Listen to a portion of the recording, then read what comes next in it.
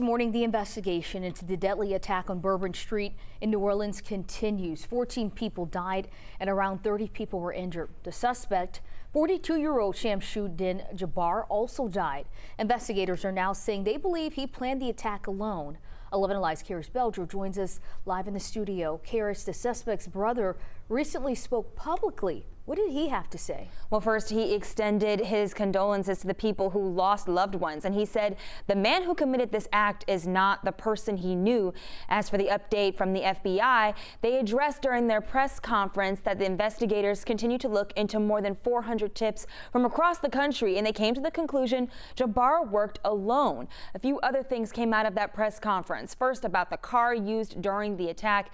Investigators believe he picked up the car that was rented in Houston on the 30th of December and drove the car to New Orleans on the 31st. And during that time, the FBI says Jabbar posted multiple videos online stating his support for ISIS. In the past, investigators were trying to determine if he definitively had ties to any terrorist groups. And when Jabbar's younger brother recently sat down for an interview, he said he and his family were just as shocked as everyone else by what happened.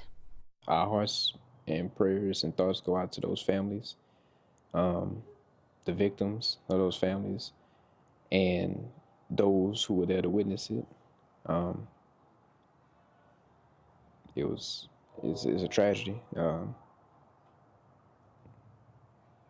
you know, to understand that we're all grieving about this. This wasn't the man I knew. This wasn't the father, the son that I knew, and that also this isn't any representation of Al-Islam or Muslims or the Muslim community.